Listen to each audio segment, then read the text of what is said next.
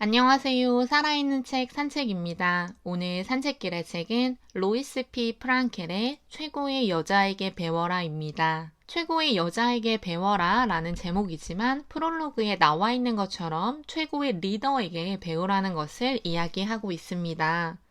여자든 남자든 최고의 리더의 자리에 올라간 사람들의 생각, 행동, 태도 등을 배울 수 있는 책인데요. 비전과 전략의 조화, 위험 감수하기, 설득하는 기술, 타인의 의욕을 북돋는 방법, 우수한 팀을 구축하는 힘, 감성지능이 여성의 리더십의 특징이라고 이 책에서는 이야기하고 있습니다.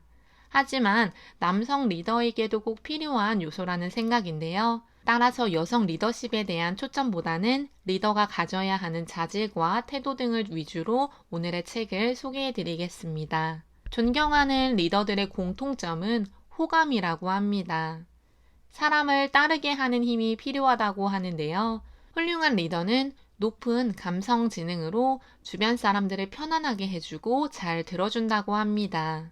누군가는 무슨 인기투표 우승을 위해서 리더의 자리에 있는지 아냐 라고 반문하지만 일반적으로 생각했을 때 역시 일을 잘하든 깔끔하든 사람들의 말을 잘 들어주든 호감 있는 리더와 함께하길 원한다는 것은 인간의 본성이라고 생각합니다. 최고의 리더들의 공통점은 앞서 이야기한 것 외에도 의욕과 동기를 끌어올릴 수 있는 코칭술이 필요합니다. 열정과 용기, 끈기가 필요하다고 합니다. 저자도 책에서 이야기하듯 리더 역할에 있어 성별은 그리 중요한 요소가 아닙니다.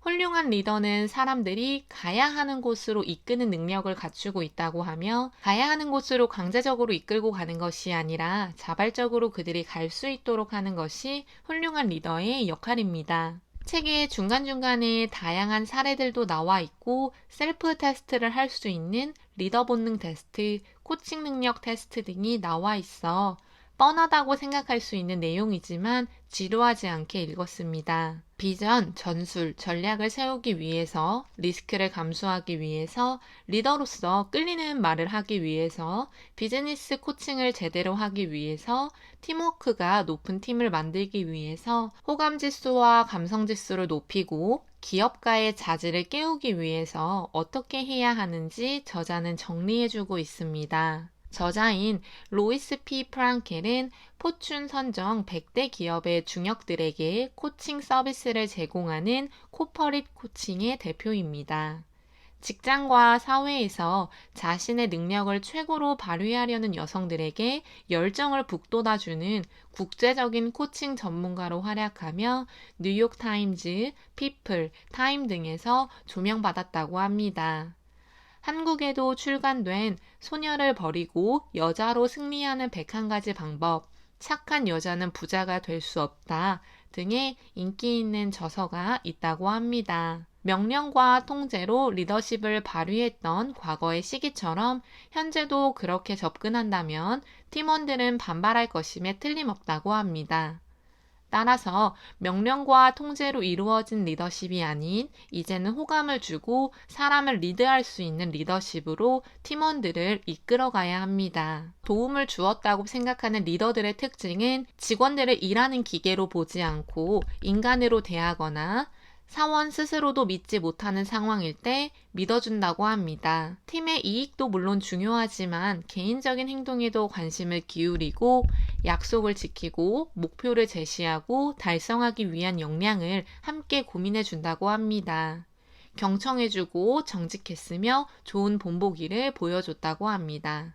또한 긍정적인 피드백과 부정적인 피드백을 모두 제공하고 열정을 보였으며 단호하지만 공평했다고 합니다. 사람들이 따르는 리더는 리더십에서 필요한 특별한 기술과 능력보다는 사람을 대하는 방식, 인간으로서 사람들과 교류하는 방식으로 팀원들에게 호감을 가지고 사람을 리드할 수 있다는 것을 저자는 말하고 있습니다. 리더십이란 사람들에게 어떤 욕구가 존재하는지를 찾고 그 욕구를 충족시키는 과정에서 열정을 이용해 구체적인 계획을 세우고 인간 욕구에 주의를 기울여 그들의 헌신과 협력을 얻어 팀의 비전을 함께 달성할 수 있도록 하는 것입니다. 리더십을 발휘하기 위해서는 명확하게 팀원들에게 팀의 비전을 제시하고 그에 따른 전략과 전술을 제공하거나 함께 만들어 가야 한다고 합니다.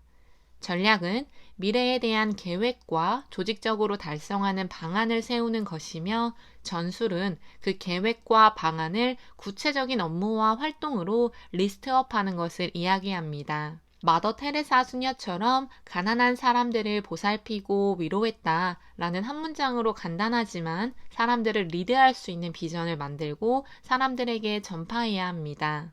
리스크를 감수하는 것 역시 리더가 가져야 하는 자질이라고 하는데요. 최고가 되고 싶다면 위험을 받아들이라고 하며 직감으로 결정하는 것이 아니라 리스크와 이익을 정확하게 객관적으로 비교 분석하고 자료들을 통해서 생각을 하고 결정을 내리라고 합니다. 성공한 리더들은 과거에 진행했던 결정, 업무들을 객관적으로 되살려서 지금 주어진 주관적인 리스크를 정당화하는 힘이 있다고 합니다.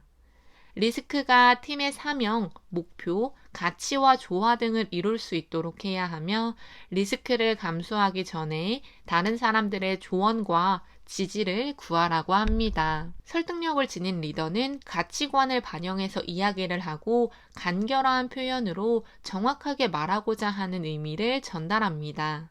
기억하기 쉬운 핵심 문장을 반복해서 전달하며 누구나 이해해야 하는 사례를 들어준다고 합니다.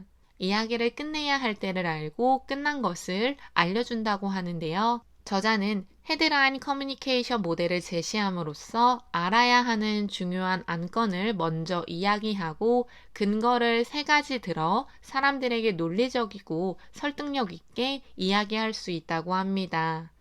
또한 어절티브 화법을 통해서 강하게 자기 생각을 표현하면서도 동시에 다른 사람들의 욕구와 의견을 적극적으로 고려해보고 배려하는 화법이 리더에게는 필요하다고 합니다. 조금만 더 노력하면 작년보다 나은 평가를 받을 수 있을 겁니다.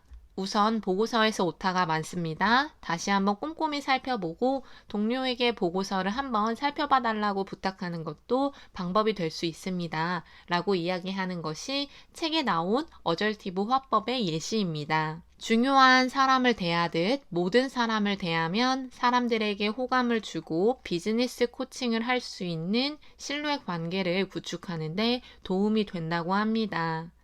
리더로서 팀원들에게 코칭을 할 때는 리더와 팀원이 쌓아온 인간관계에 따라서 성공적인 코칭과 그렇지 못한 코칭이 나오게 된다고 하는데요. 팀원들을 지지하고 팀원들에게 충실하면 인간적으로도 충분히 좋은 관계가 형성되어 비즈니스 코칭을 할 때도 효과가 좋다고 합니다.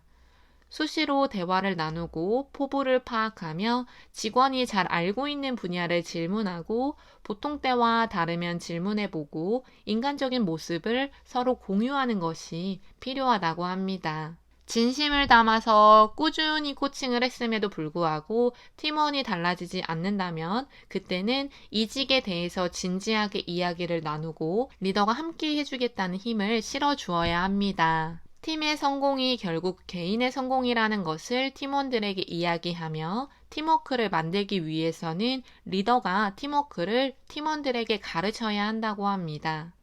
개인적인 야망이 팀의 야망이라는 것을 강조하며 팀워크가 하루아침에 생기는 것이 아니라는 것도 리더는 인정해야 합니다.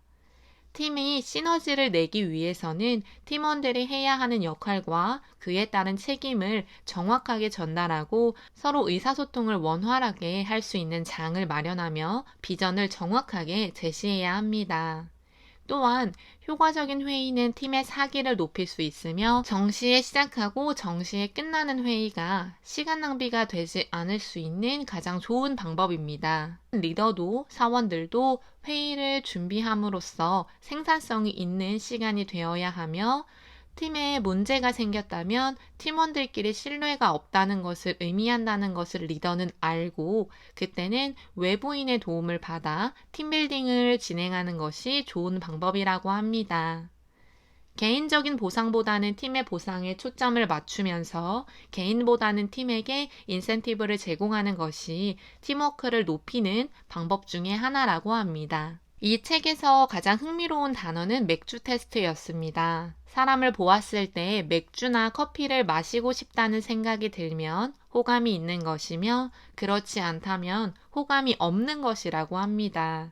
리더는 맥주 테스트를 통과해야 하는 사람입니다. 맥주를 함께 마시고 싶다는 것은 호감 지수와 감성 지수가 높다는 것을 이야기하는데요. 앞서 말씀드린 것처럼 호감이 있는 리더와 더 일을 하고 싶은 것은 당연하며 리더는 그런 당연함을 알고 자신의 호감 지수와 감성 지수를 높일 수 있도록 해야 합니다. 자아인식 능력과 자기관리 능력, 더 나아가 사회인식 능력과 관계관리 능력을 기르면서 호감도를 높이는 리더가 되어야 합니다. 호감도를 높이기 위해서 다른 사람의 이름을 외워주고 미소를 짓고 경청하며 이야기를 기억하고 유머러스하며 자신의 실수를 인정하는 것이 필요합니다.